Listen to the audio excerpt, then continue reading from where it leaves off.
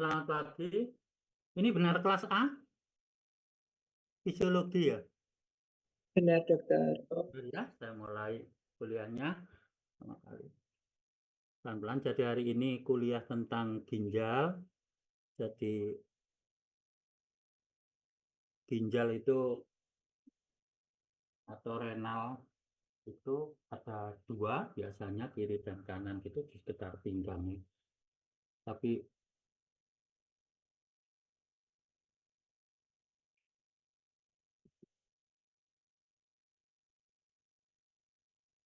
ada banyak sekali. Jadi dari fungsi dari organ yang kecil dua itu kiri kanan kalau pada primata dan ternak itu paling tidak ada 7 fungsi utama gitu ya. Yang pertama adalah pengatur keseimbangan air dan elektrolit. Kemudian yang kedua adalah pengaturan konsentrasi osmolaritas cair tubuh. Jadi penting osmolaritas itu osmosis itu berhubungan dengan eh, tekanan osmosis dari air. Itu harus dijaga pada eh, eh, tekanan osmosis yang normal. Bergerak ke kiri atau ke kanan, asam atau basa, secara ekstrim itu akan menimbulkan efek yang sangat serius di dalam tubuh.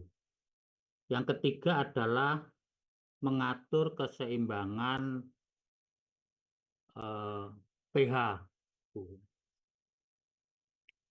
Kemudian yang keempat itu membuang sisa hasil metabolisme tubuh.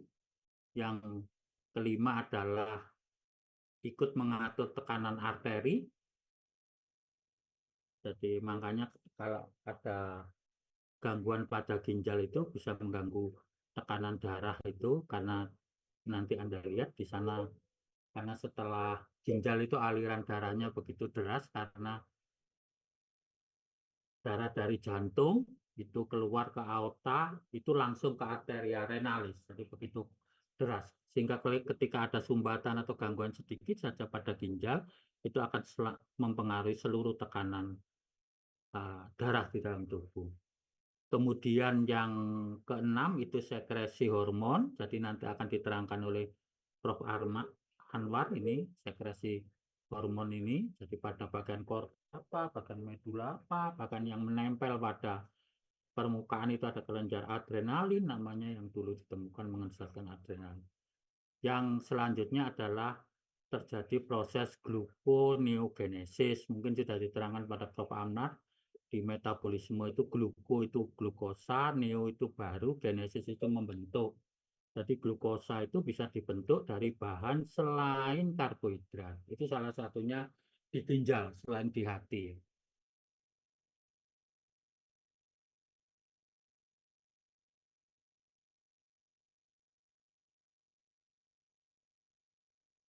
Nah ini fungsi dalam bahasa Inggris.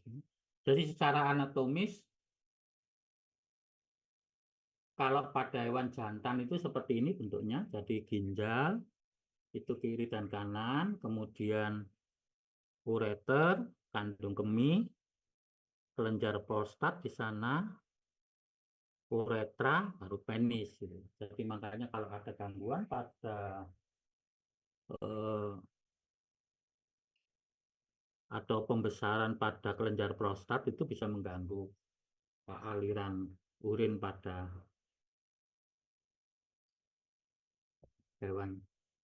Kalau betina, jadi hati-hati kalau betina begini. Jadi nanti kalau Anda eh, melaksanakan IB itu Anda harus ingat ingat betul anatomi ini. Jadi untuk IB itu alat yang dipakai itu namanya gun itu masuk ke dalam itu pastikan bahwa jadi tangan kalau Anda tidak kidal itu tangan kiri masuk ke anus, kemudian alat Anda itu Anda arahkan pas pada eh, bagian atas, ya, bagian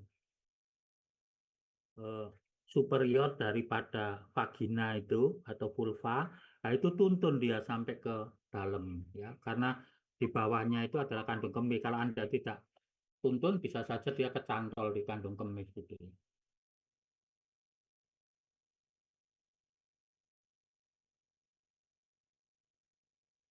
Ini kalau pada ayam itu di situ ginjalnya. Nanti kalau Anda dapat pasien sekarang ini yang apa? Pada serangga gitu. Sekarang kalau pasien Anda itu bisa berbeda-beda itu letaknya di sekitar.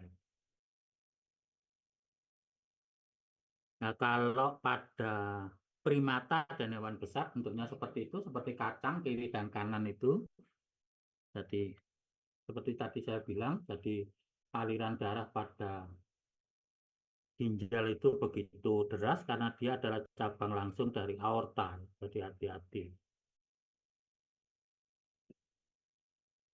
Ini kalau kita potong melintang, jadi itu ada bagian korteks dan medula, kemudian ada bagian seperti segitiga-segitiga itu namanya piramida renalis, kemudian ada di antaranya itu ada kolom dari Bertin, kemudian ada kalik yang seperti cabang-cabang itu kalik renalis, kemudian ada tonjolan-tonjolan pada pelvis renalis itu namanya papilla renalis.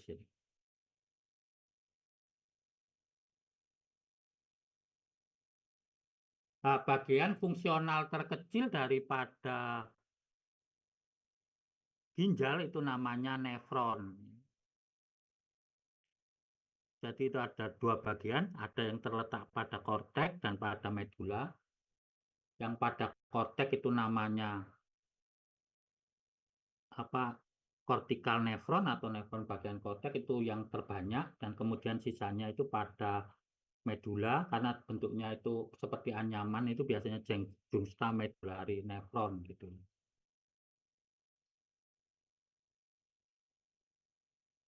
Ini bentuknya mungkin Anda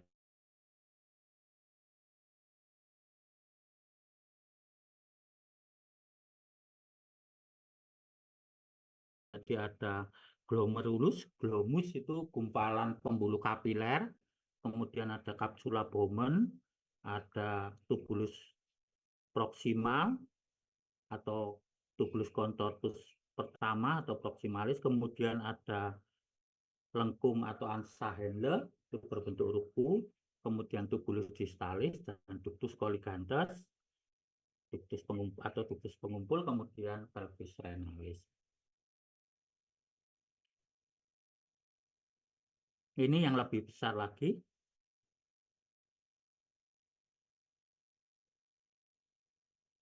Ini kalau kita perbesar, jadi nanti kalau ada pada hewan yang agak kecil, Anda seperti ini, nanti Anda mungkin sekarang pasien Anda itu bisa berangkat, jadi yang namanya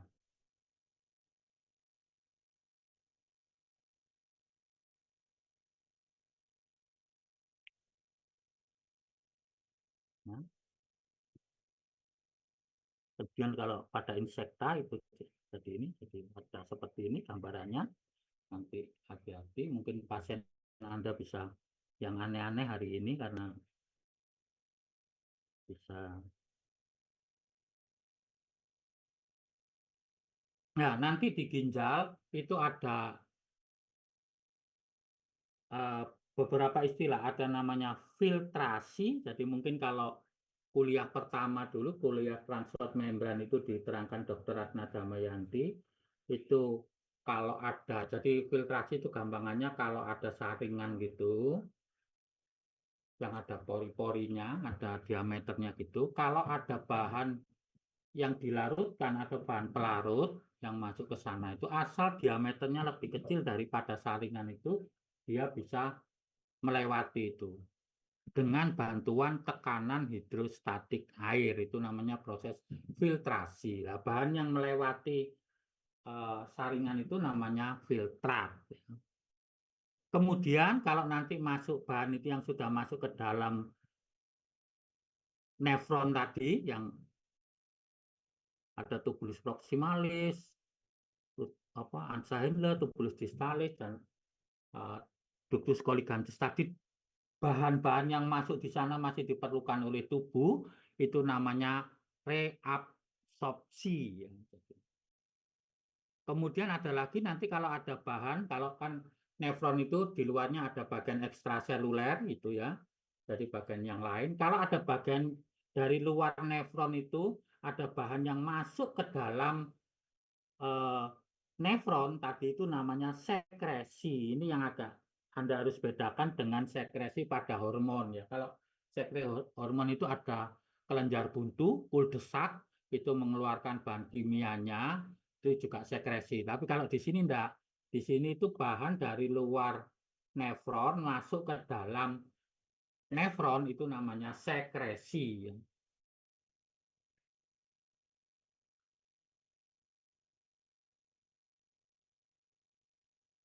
Nah ini definisinya tadi. Jadi kalau filtrasi, kalau di dalam ginjal hewan dan primata, tekanan hidrostatik air itu apa ya? Tekanan darah gitu. Jadi kalau ada air bergerak, perpindahan air melewati saringan itu. Jadi kalau di sini saringannya mana? Saringannya ya pembuluh kapiler itu. Jadi pembuluh kapiler itu terdiri dari selapis sel endotel sehingga dia punya pori-pori gitu. Sehingga kalau air dan bahan yang dilarutkan, solut itu bahan yang terlarut atau bahan yang dilarutkan itu bisa melewati atau diameternya lebih kecil dari diameter sela-sela sel endotel itu namanya filtrasi dengan bantuan tekanan darah. Kalau reabsorpsi, bahan yang sudah masuk di nefron tadi diambil lagi oleh tubuh, itu namanya reabsorpsi.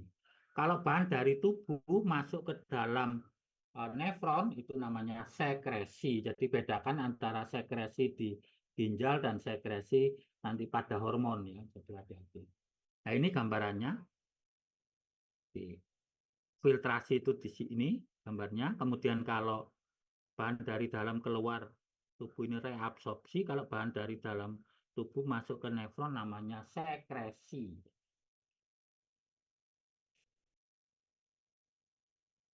Nah, semua peristiwa pada transport membran, kuliah transport membran itu difusi, difusi fasilitasi, filtrasi, osmosis, gitu, transport aktif, transport aktif itu hampir semuanya terjadi di dalam ginjal ya, semua peristiwa itu. Tentu dengan mengunut hukum fisika yang sesuai dengan proses transport membran.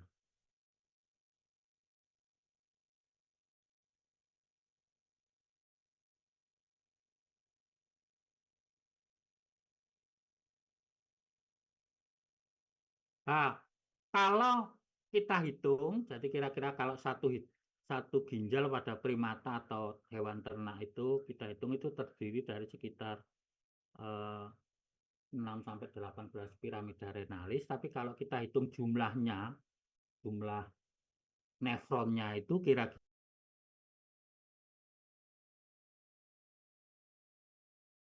5 juta nefron. Jadi banyak sekali. Itu satu ginjal saja.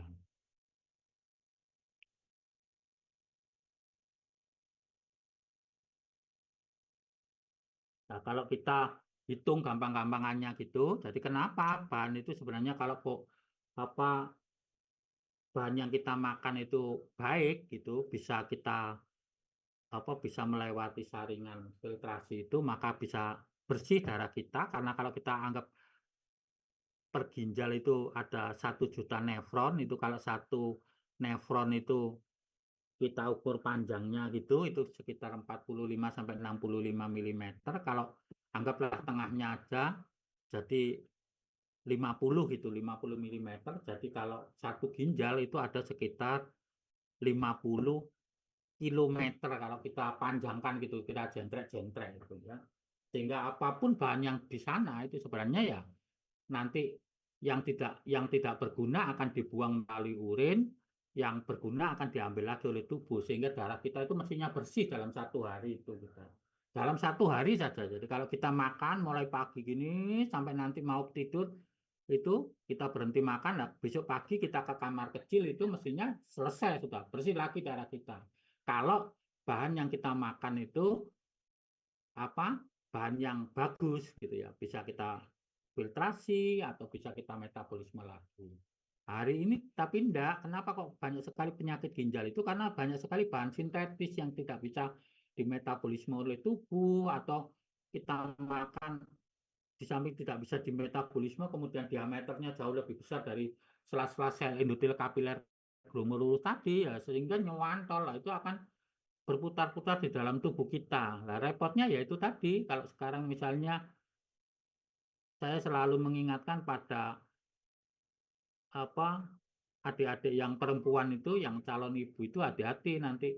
Jadi calon janin Anda itu kan hanya satu sel sebenarnya, pertemuan sel sperma dan sel ovum gitu. Jadi satu sel. Nah, itu kalau ada bahan di dalam darah Anda itu yang tidak bisa dimetabolisme, misalnya plastik gitu ya, ada mikroplastik yang sekarang lagi, terus kemudian nempel di calon janin itu ya itu tadi, makanya sekarang banyak yang kejadian-kejadian misalnya katup jantungnya tidak sempurna, apa kalau nanti nempel pada jaringan otak nanti tengkoraknya tidak bagus, atau pada waktu pembelahan sel-selnya tidak bisa membelah bagus, jadi sekarang banyak misalnya kembar siam dan sebagainya itu. Tapi kalau bahan makanan yang kita makan itu baik, bisa disekres apa diekskresikan, dikeluarkan lewat urin, kalau enggak, dan kalau bisa dimetabolisme oleh tubuh ya satu hari itu bersih darah kita. Nah, kita bahas satu persatu. Glomerulus itu jadi glomus itu gumpalan gumpalan pembuluh darah kapiler itu, kemudian dia ditampung pada kapsula Bowman itu. Nah, kenapa dia bisa menjadi filter atau saringan di sana? Itu yang pertama, ada sela-sela sel endotel kapiler itu bisa menyaring sekitar 100 nano gitu ya. Kemudian di bawahnya itu ada lamina basalis 8 nano. Kemudian ada sel-sel podosit atau pedicel, itu seperti sel-sel kaki, itu bisa menyaring sela-selanya 25 nano. Artinya apa? Bahan yang bisa lolos melewati glomerulus dan kapsula Bowman untuk ke tubulus proximalis itu mestinya diameternya harus kurang dari 8 nano, kecil sekali. Sehingga makanya beberapa literatur menyebutkan itu ultrafiltrat gitu bahan yang keluar, karena prosesnya namanya filtrasi, bahan yang keluar itu namanya filtrat, tapi karena beberapa saking kecilnya biasanya dinamakan ultrafiltrat gitu. Tahu filtrat itu apa? Itu adalah plasma darah dikurangi protein. Protein itu kalau ginjal kita normal mesti nyantol dia, karena protein itu kalau Anda lihat lagi itu terdiri dari ratusan asam amino, kemudian asam amino saja itu terdiri dari ratusan atom karbon, jadi mesti besar. Jadi kecantol mesti di sana kalau ginjal kita bagus. Nah, kalau nanti ternyata apa ada bahan protein itu yang lolos melewati ginjal, itu ada dua kemungkinan. Saringannya tadi yang jebol, atau ada infeksi di bawah ginjal gitu, di uretra atau sebagainya. Tapi kalau secara normal dia tidak bisa lewat ya. Ya, kalau nanti ada soal itu protein itu apa, biasanya saya jembatan kelebihannya yang belakangnya ada in-innya itu, misalnya albumin, globulin itu mestinya secara umum tidak bisa melewati ginjal.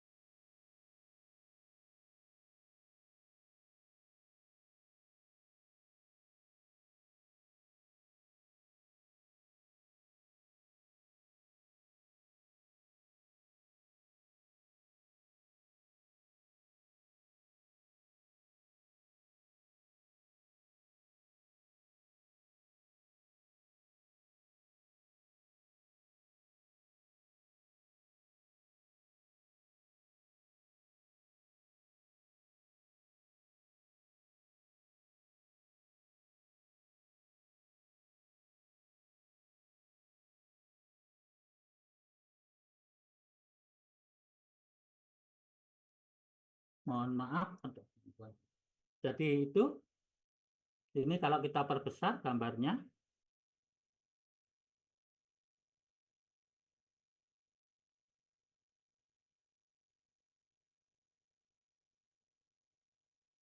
kemudian kalau kita perbesar lagi seperti ini, jadi saringan itu ada sela-sela sel podosit, pedi itu sama, pedi sel podosit sama, kemudian apa, endotel pembuluh darah dan lamina basalis.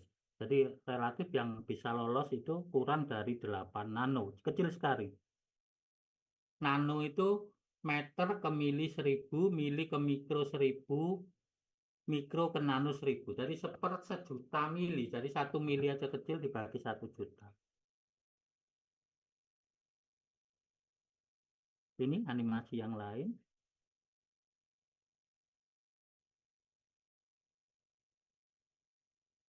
Kita bahas satu persatu. Jadi setelah masuk ke dalam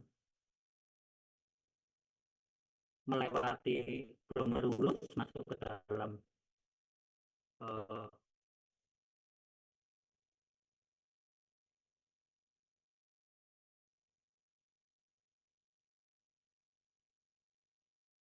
tubulus proximalis.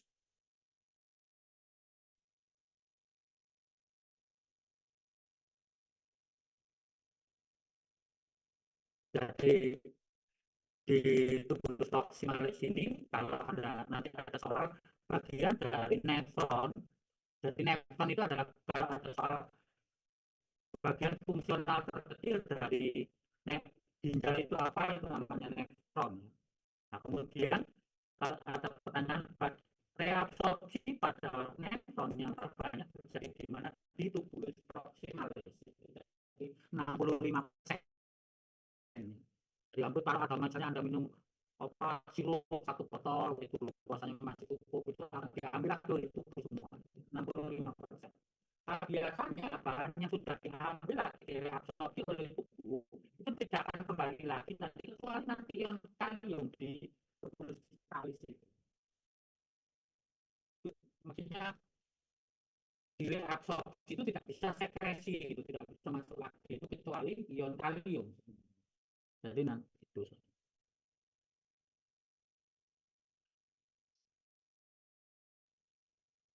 Nah, kenapa dia bisa mereabsorpsi banyak itu nanti mungkin di histologi juga akan diterangkan lagi atau di patologi.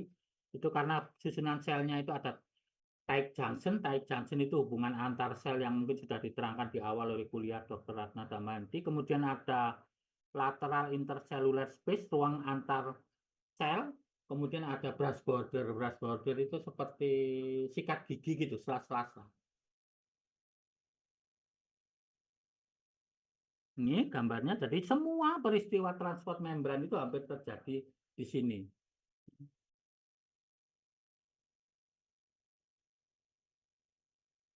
Kemudian selanjutnya adalah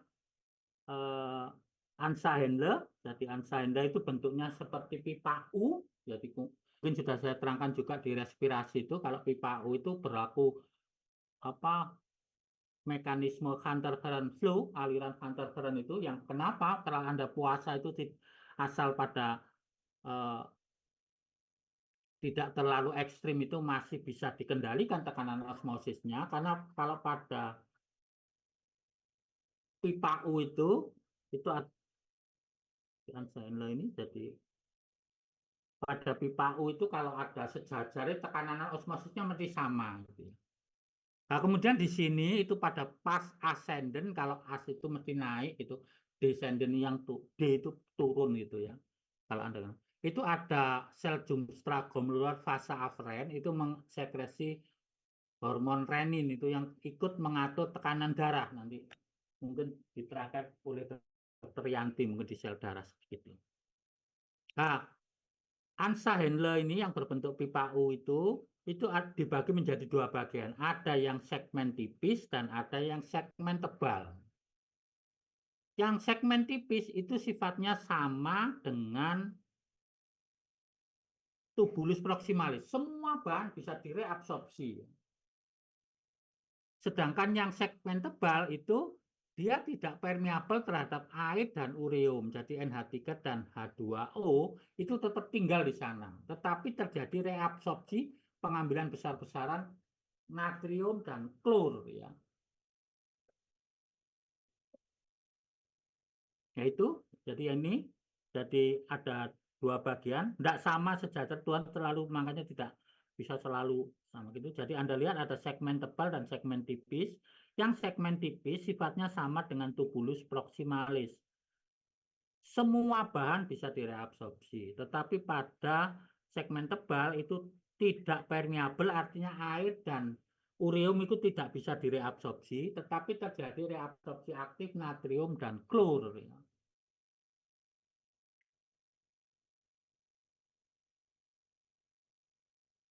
Nah, ini Hunter current flow itu, jadi kenapa kalau kita puasa itu tidak membunuh sel. Jadi kalau Anda bayangkan di luar sama nefron itu sel yang hidup loh ya. Kenapa selnya kok tidak mati? Padahal pada tekanan osmosis itu kan harus sama. Makanya minuman itu yang kita minum itu biasanya ada. Kalau minuman yang bagus itu ada isotonis itu artinya tekanan osmosisnya sama dengan tekanan osmosis tubuh kita. Itu Anda lihat itu sama dia 600 900 bahkan kalau pada yang paling bawah itu 1200. Bahkan nanti kalau kembali lagi seperti pipa U yang terbalik lagi itu nanti Anda lihat kenapa kalau kita puasa itu urin kita mesti pekat itu di situ jadi pekat di bawah Hunter current flow itu. Kemudian kita teruskan ke apa bagian distal dari ginjal tubulus distalis itu di sana dibagi dua juga tubulus distalis itu dibagi dua bagian. Bagian proksimal itu sifatnya sama, saya lihatkan gambarnya dulu. Nah, itu dibagi dua, bagian depan dan bagian belakang proksimal dan bagian apa? Distal. Jadi yang bagian proksimal itu sama dengan segmen tebal dari Ansaender, tidak permeabel terhadap air dan ureum, tetapi terjadi reabsorpsi aktif klor dan natrium. Nah, sedangkan pada bagian distal, tubulus distalis bagian distal, itu terjadi proses yang namanya ion exchange. Jangan kebalik, jadi ion exchange itu ada pertukaran ion, bahasa Indonesianya itu, kalium disekresi, tidak boleh terbalik, natrium direabsorpsi dengan bantuan hormon aldosteron.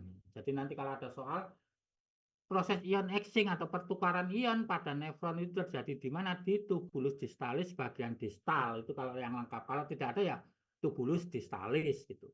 Peristiwanya apa? Peristiwanya terjadi, tidak boleh terbalik ini, sekresi ion kalium atau potasium dan reabsorpsi ion natrium dengan bantuan hormon aldosteron. Ini peristiwanya.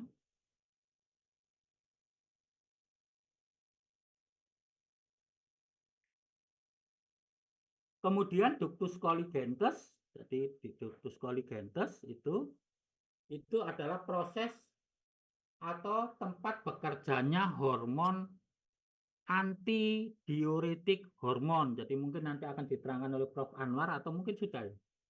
Jadi di endokrin itu, jadi ADH antidiuretik hormon, jadi sesuai namanya antidiuretik. Jadi diuretik itu adalah bahan yang menyebabkan urin banyak. Jadi kalau antidiuretik hormon berarti hormon ini kalau disekresi itu berarti menyebabkan urin kita sedikit. Jadi kenapa kalau pada puasa itu urin kita sedikit itu karena bantuan atau kerja dari ADH atau nama lainnya vasopresin. Vaso itu pembuluh darah, pressure itu tekanan darah. Jadi nanti akan mempengaruhi tekanan darah.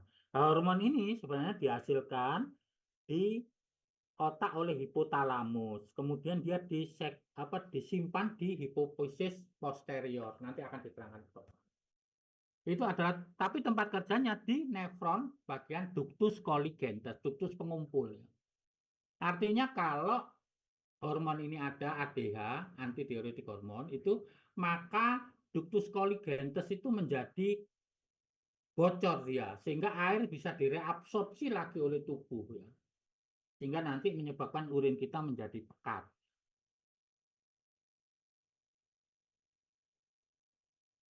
Nah, nanti kalau Anda rasa-rasen, Anda tinggal summary-nya ini satu saja ini, yang mulai apa belajar nefron. Jadi mohon maaf, ginjal itu sebenarnya kalau normal itu sekitar 18 jam tatap muka, tetapi karena kita ini hanya 3 jam, saya ambil hanya kerja nefron saja. Tetapi nanti bagaimana dengan apa pengaturan pH tadi, bagaimana dengan nanti misalnya pengukuran dengan kreatinin dan sebagainya, itu nanti kalau Anda boleh konsultasi dengan saya. Di sini hanya kerja nefron saja yang paling banyak.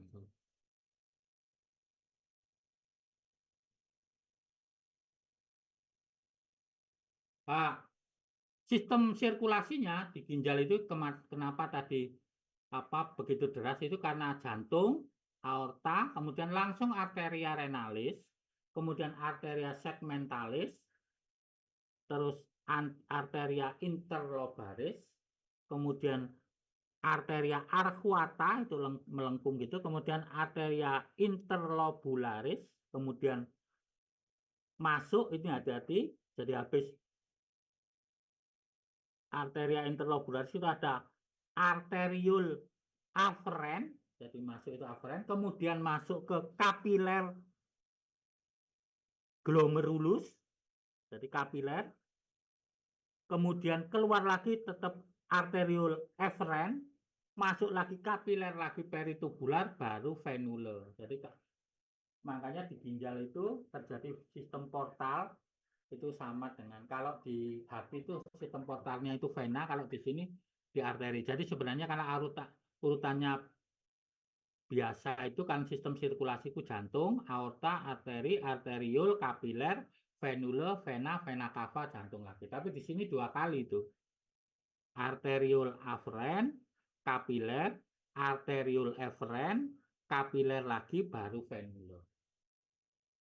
Gunanya apa ya? Gunanya untuk mereabsorpsi dan memfiltrasi bahan tadi.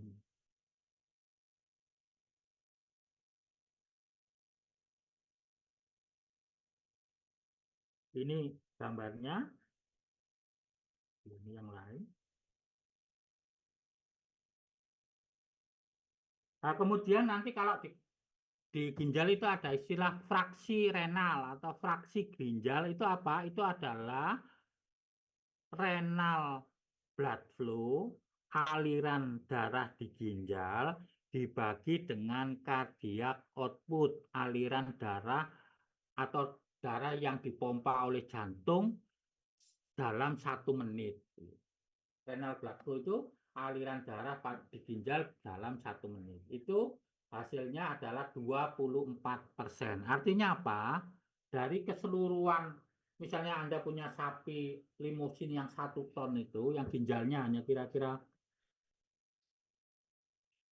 2 genggaman tangan itu, kalau 2 benda itu, 24% aliran darahnya harus melewati ginjal itu. Itu renal fraksi nanti kalau ada soal. Nah, untuk membayangkan betapa derasnya aliran darah di ginjal itu untuk 100 gram jaringan dalam 1 menitnya Anda bisa bayangkan itu begitu derasnya. Jadi otak saja hanya 54 ml per menit untuk 100 gram jaringan, di ginjal itu sampai 420 ml per menit. Jadi deras sekali. Jadi kalau ginjal itu terganggu, ada batu sedikit, pasti tekanan darah, semua sistem sirkulasi akan terganggu.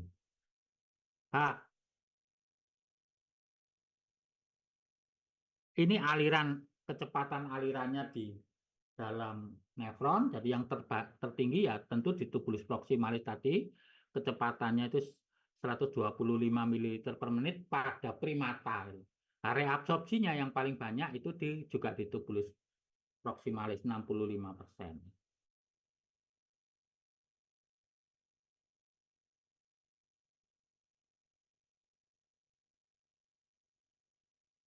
Sehingga nanti kalau tadi jadi untuk mengukur ginjal ini bagus atau tidak, itu salah satunya bisa kita ukur dari yang namanya GFR, glomerular filtration rate, atau laju filtrasi glomerulus. Jadi aliran filtrasi pada glomerulus tadi, yang glomus, yang gumpalan kapiler itu. Kalau pada vertebrata atau veteriner ternak besar dan primata itu sekitar tadi 125 ml per menit ya. Nah, jadi kalau kita mengukur itu, kalau yang lama, kalau sekarang alatnya itu portable kecil gitu, jadi caranya kita suntikan bahan yang tidak di reabsorpsi, tidak disekresi, tidak di apa metabolisme oleh ginjal atau oleh bagian dari tubuh itu biasanya zatnya namanya inulin dan manitol. Inulin ya, bukan insulin, inulin. Jadi itu bagian zat berwarna itu biasanya kalau dulu itu kita infuskan pada hewannya itu, kemudian kita tampung urinnya. Kalau kecepatan pembentukan urinnya itu 125 ml per menit, berarti ginjalnya 100% normal gitu ya. Nah, sekarang alatnya portable kecil gitu, dan itu bisa kita amati aliran. Sehingga hari ini kalau Anda lihat kenapa bisa pasti, misalnya oh ada sumbatan batu di uretra, batunya sekian, itu bisa kita amati dari itu aliran.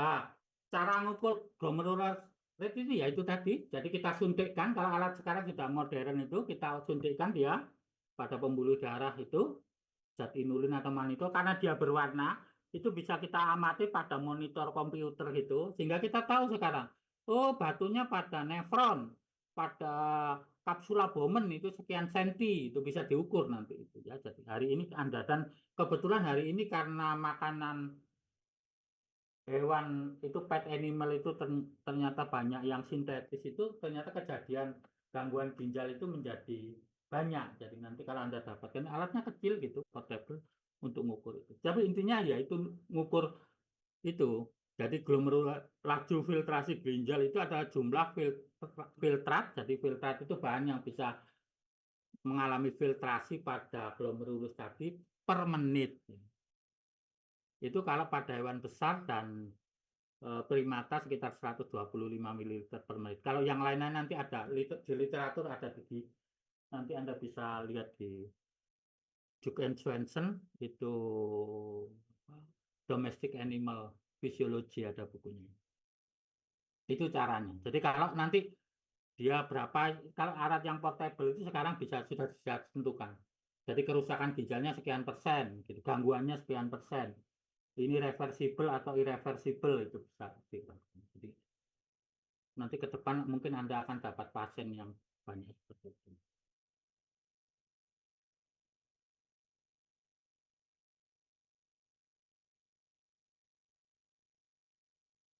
Nah, faktor apa saja yang mempengaruhi DFR itu tentunya ya tekanan darah umum, jadi tekanan jantung dan status tadi. Jadi fasa, jadi kalau di ginjal tadi kan aliran darahnya itu dari arteriol vasa afren. Jadi kalau Anda kesulitan ini biasanya mulai masuk itu saya punya dulu diberitahu jembatan keledainya itu A, itu depannya A itu berarti afren itu mulai awal, kemudian kapiler, terus arteriol efren keluar. Itu kalau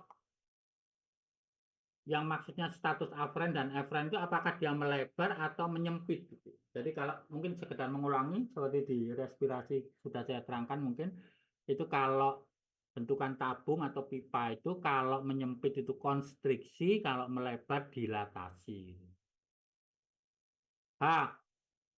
Kenapa kalau Anda lihat misalnya salah satu contohnya yang umum, kalau pada olahragawan, kalau pemain sepak bola kemarin dengan Bahrain itu hampir tidak pernah dalam 90 menit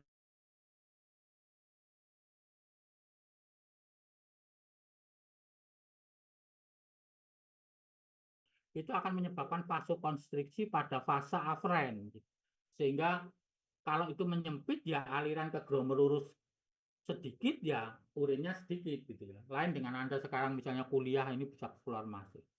Kemudian kenapa kalau Anda minum kopi itu juga urin Anda banyak, itu karena dia menyebabkan vasodilatasi dari fasa afren, termasuk teh ya. Teh itu teofilin itu juga begitu. Jadi itu bisa nanti Anda pelajari status itu. Saya pikir itu saja. Ada yang mau ditanyakan? Ada?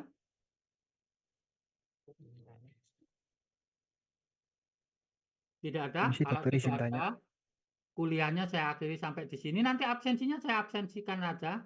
Langsung. Ini tadi kok ada trouble di site di SSO saya. Nanti tidak tahu saya konsul. Ya. Ada yang mau ditanyakan? Kalau tidak ada, kuliah hari ini saya akhiri sampai di sini. Selamat pagi. Terima kasih atas kehadirannya. Wassalamualaikum warahmatullahi wabarakatuh. Salam sejahtera untuk kita semua. Terima kasih atas kehadirannya. Waalaikumsalam. Terima kasih. Waalaikumsalam. Terima kasih, Prof. Dokter.